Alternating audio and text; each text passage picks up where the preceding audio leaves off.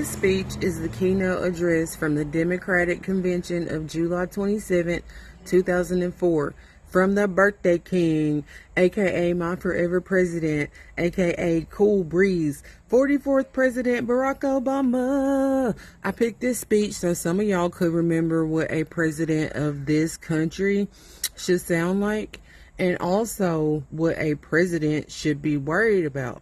No ballrooms, no reflecting pool, and we still have the Rose Garden.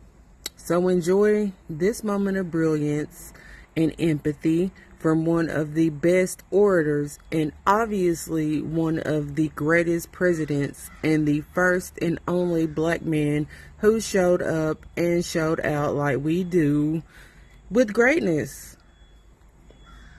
On behalf of the great state of Illinois, crossroads of a nation, land of Lincoln, let me express my deep gratitude for the privilege of addressing this convention. Tonight is a particular honor for me because, let's face it, my presence on this stage is pretty unlikely. My parents shared not only an improbable love, they shared an abiding faith in the possibilities of this nation.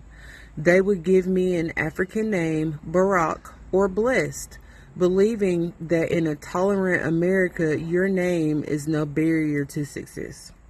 They imagined me going to the best schools in the land, even though they weren't rich, because in a generous America, you don't have to be rich to achieve your potential. They are both passed away now, yet I know that on this night, they look down on me with pride.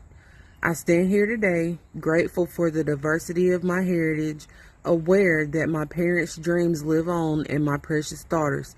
I stand here knowing that my story is part of the larger American story, that I owe a debt to all of those who came before me, and that in no other country on earth is my story even possible.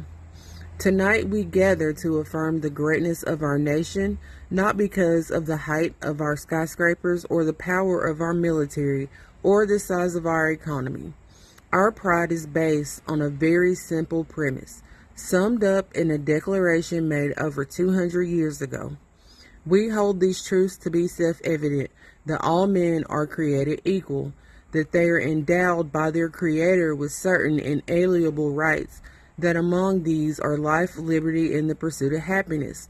That is the true genius of America, a faith in the simple dreams of its people, the insistence on small miracles, that we can tuck in our children at night and know that they are fed and clothed and safe from harm, that we can say what we think, write what we think, without hearing a sudden knock on the door, that we can have an idea and start our own business without paying a bribe or hiring somebody's son, that we can participate in the political process without fear of retribution, and that our votes will be counted, or at least most of the time.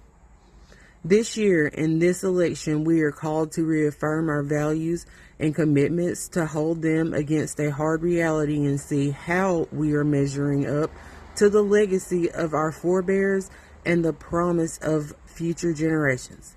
And fellow Americans, Democrats, Republicans, Independents, I say to you tonight, we have more work to do.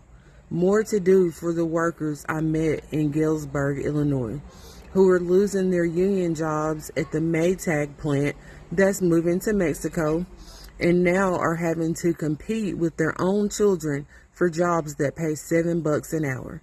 More to do for the father I met who was losing his job and choking back tears, wondering how he would pay $4,500 a month for the drugs that his son needs without the health benefits he counted on. More to do for the young woman in East St. Louis and thousands more like her who has the grades, has the drive, has the will, but doesn't have the money to go to college. Don't get me wrong. The people I meet in small towns and big cities and diners and office parks, they don't expect government to solve all their problems. They know they have to work hard to get ahead, and they want to. Go into the collar counties around Chicago, and people will tell you they don't want their tax money wasted by a welfare agency or the Pentagon. Go into any inner city neighborhood, and folks will tell you that government alone can't teach kids to learn. They know that parents have to parent, that children can't achieve unless we raise their expectations and turn off the television sets and eradicate the slander that says a black youth with a book is acting white. No, people don't expect government to solve all their problems, but they sense deep in their bones that with just a change in priorities, we can make sure that every child in America has a decent shot at life and that the doors of opportunity remain open to all. They know we can do better, and they want that choice. Bye.